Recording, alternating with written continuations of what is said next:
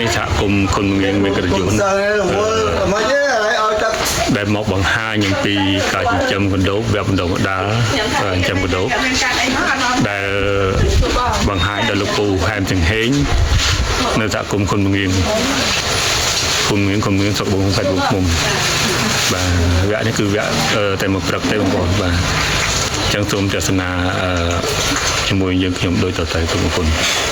នេះជាតំណាងអង្គការណូមីវឹកដែលមកឲ្យលោកពូអនុប្រធានភូមិបង្ហាញពីបច្ចេកទេសហើយចិញ្ចឹមកណ្ដូប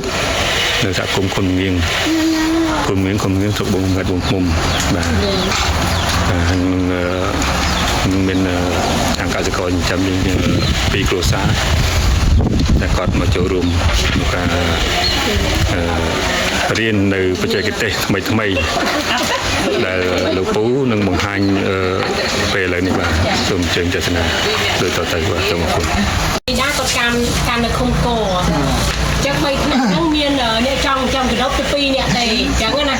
ហើយមានអ្នកសាឡនកាត់ដេរចំមន់ផ្សេងអញ្ចឹងទៅចាហើយថ្ងៃនេះដែរអរគុណពូទាំងពីរអរគុណខ្លាំងមែនទែនដែលស្ម័គ្រចិត្តជួយវាថាជាជនគំរូណាបងចាចែកលែកតទៅមានការចាំដល់ហើយចង់ចឹងសម្រាប់បានជួបពូគឺមិនងាយទេណាពូចានៅស្នើសុំណាច់នឹងមួយខែចានេះមួយខែរំជួបតារាល្បីងាយចាអញ្ចឹងហើយបានគាត់ជួយនេះគឺអរគុណមែនទែនហើយក៏ពិបាកនឹងទៅរកគ្រូពីណាពូពេលចាគេរៀនសាពីធំឧទាហរណ៍ថាបើគាត់ចង់ចំណាក់ស្រុកក៏យើងអត់ហាមខាត់គាត់ដែរប៉ុន្តែសូមឲ្យចំណាក់ស្រុកដោយសុខភាពចាមានសុខភាពនឹងមានន័យថាម៉េចគាត់ឆ្លងកាត់ភូមិឃុំដឹងលឺអញ្ចឹងកុំឲ្យគាត់ទៅតាមមេខ្យល់ជៀសវាងការចាញ់បោកគេដោយតើតងទៅនឹងការចាញ់បោកគេមានការជួយដូរមនុស្សឬក៏ដូរតែមួយទៅតែមួយអត់ដឹងថាយើងទៅធ្វើការងារអីផ្សេងអញ្ចឹងយើងបានរៀនហើយណាបងចាអញ្ចឹងហើយបានអង្គការ Nomi Network ចាស់រដ្ឋស្ត្រីទាំងអស់នោះតើតងទៅនឹងទីមួយអត់មានការងារធ្វើអត់មានមុខរបរគាត់ពិតជាចង់មានមុខរបរមែនហើយអ្វីដែលសំខាន់គាត់មានឆន្ទៈក្នុងការតស៊ូក្នុងការរៀនសូត្រអញ្ចឹងបើកាលណាអង្គការជួយ1 2 3 4 5ហើយប៉ុន្តែឆន្ទៈរបស់គាត់ហើយគាត់អត់ចង់ផងយើងពិបាករុញគាត់ណាបងអញ្ចឹងគូផ្សំនឹងគាត់ចង់ធ្វើចង់រៀនអានឹងដែរអញ្ចឹងណាអញ្ចឹងបងរៀនកដោបអញ្ចឹងជាស្ដីយើងបានផ្ដល់វគ្គបច្ចេកទេសទាក់ទងទៅនឹងការរៀនកដោបហើយអានឹងទៅមុខទៀតបងស្នើសុំមកអ្នកគ្រូខ្ញុំពិតជាអត់ម៉ែអត់ក្នុងអត់ហើយអានឹងយើងសិក្សាបន្តទៀតណាបងចាអញ្ចឹងខ្ញុំមានប៉ុណ្ណឹងអរគុណប៉ុន្តែមុនចាប់ដើមពូធ្វើបទបង្ហាញខ្ញុំមានតេស្តមុនវគ្គដែរមានន័យថាការរៀនរបស់យើងដើម្បីយើងស្ទាបស្ទង់ចំណេះដឹងរបស់គាត់ថាគាត់ក្រោយពីបញ្ចប់នោះគាត់ចេះបានប៉ុណ្ណាហើយមុនរៀនយើងចេះបានប៉ុណ្ណាណាបងចាដូចយើងរៀនអីផ្សេងៗអញ្ចឹងរៀនវគ្គប្រដាមួយអង្គការនោះមួយខែអញ្ចឹងក៏យើងមានតេស្តចំណេះដឹងមុនវគ្គដែរទាក់ទងទៅនឹងបំណិនជីវិតហើយយើងរៀនការជួញដូរមនុស្សនឹងចំណាក់ស្រុកដោយសុវត្ថិភាពក៏យើងមានតេស្តមុនវគ្គដែរដោយឡែកយើងរៀនកដោបនេះដូចគ្នាមុនយើងរៀនយើងក៏ចង់ដឹងចំណេះដឹងរបស់បងធ្លាប់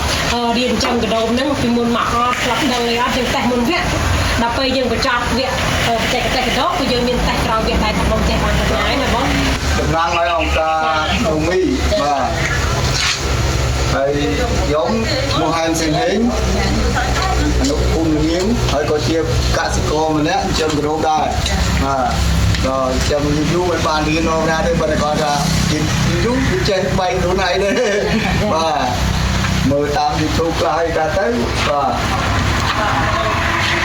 ហើយថ្ងៃនេះខ្ញុំមានកិត្តិយសណាស់បានអ្នកគ្រូគាត់មកពឹងអាស្រ័យខ្ញុំឲ្យជួយធ្វើបទបង្ហាញពីឲ្យការចិញ្ចឹមកដោបនេះអញ្ចឹងយើងចិញ្ចឹមកដោបទី1គឺតាំងចិត្តណាយកចិត្តទុកដាក់ឲ្យប្រកបបានយើងកើតបើយើងធ្វើទៅដល់ប្រយោលចាំដល់អង្គវានៅត្រង់ហើយវាទៅណាមកវាមានតែការមាន8ចំណុចដែលយើងគួរឲ្យសិក្សាចងចាំពីការចំណុចមួយលោកពូអនុប្រធានភូមិបានបញ្ជាក់ ច្បាស់ថាយើងនេះមិនមែនពូជណាល្អដែលមានសាច់ធ្ងន់ទេ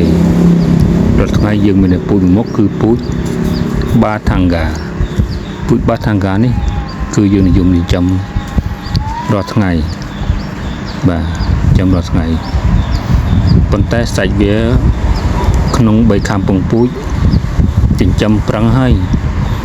ថែរក្សាល្អណាស់បានតែ7គីឡូសាច់ទៅ8គីឡូសាច់តែប៉ុណ្ណោះ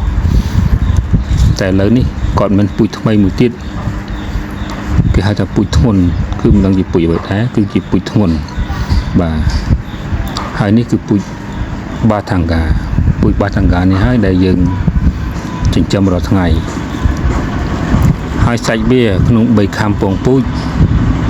បានសាច់តែ6គីឡូសាច់ទេបាទនេះគាត់បញ្ជាក់ច្បាស់ៗយ៉ាងនេះ បងនិយាយថាឲ្យស៊ីរហូតពីស្មានទៅដល់ថ្ងៃត្រង់ទៅស៊ីរហូតដល់ថ្ងៃត្រង់ដល់តែមានស៊ីទៅអត់ឈប់ដល់ đọc ở đâu là phải ở đâu បាទដល់នៅសសអរិយបានសអញ្ចឹងបាទខ្ញុំឃើញនៅក្នុង YouTube មួយគេដើមមួយគេដាក់មុងទៅមួយអញ្ចឹងមកដល់ពេលកដោបនឹងវិញមកកដោបនឹងយកមកលេងនឹងឡើងមកអាស្មៅដោខ្ញុំលេងទៅវាស៊ីអត់ហ្នឹងស៊ីទៅវាធំនៅក្នុងដល់ដល់ខែចាប់ không phải chặt ở nó lên cho bay con ហើយលេងតែខ្វះតែអាកដោបធំហើយដល់ពេលយើងដាក់ពេលយើងមានសមោចណាស៊ីវាគេទៅនៅលើដងស្មៅទៅលើនេះមើលនោះទៅ ការរៀបចំពងពូជលោកពូបានមកជាក់ច្បាស់ដូចនេះថា ពី3ថនពីក្នុងចំណាយមកដាក់ដល់សាច់ទៅយកមកបានទឹកអត់តាមមកពូទៅនៅបាននៅពូទៅពូទៅវានៅជាប់គ្នាដូចយើងពូបាយហ្នឹងយើងមានដំណើរមកមកហើយយើងទីផ្សារវាប្របាទេហើយបើថាผมចាំកើតហើយទេមកយ៉ាក់យកមកខ្ញុំក៏មានម៉ូយសម្រាប់យកទៅถึง5គីឡូ10គីឡូឯងមួយថ្ងៃហ្នឹងបាទអើបើតម្លៃទៅតាមត្រូវការដែរមិនមែនចេះតែនៅបានថ្លៃយើងយើង ពីទូទៅមកឡើយដែរ ព្រោះនៅខែណាវាបាន25ដែរបាទ បើខែអត់ទៅ បើអាខែពីដងព្រីដែលគេចាប់បានវាយើងចូលមកនៅទី25បាទចុះ ក្រោយពីការសិក្សាត្រូវបានបញ្ចប់ក្នុងរយៈពេល1ព្រឹកអង្គវិធីទាំងមូលក៏បានដើរទស្សនកិច្ចនៅកូនមណ្ឌបដែលមានជាច្រើនទ្រុងរបស់ពូគឺមានដល់ទៅ5ទ្រុងបាទហើយទ្រុងនេះគឺជាទ្រុងពូជថ្មីរបស់គាត់បាទ1គីឡូពងពូជអាចបានសាច់ពី40ទៅ50គីឡូសាច់ហើយនេះគឺជាពូជបាថាំងកាដែលពូជយើងនិយមចិញ្ចឹមរាល់ថ្ងៃគឺពូជបាថាំងកានេះបាទប៉ុន្តែសាច់វា1គីឡូពងពូជបានតែ17 18គីឡូសាច់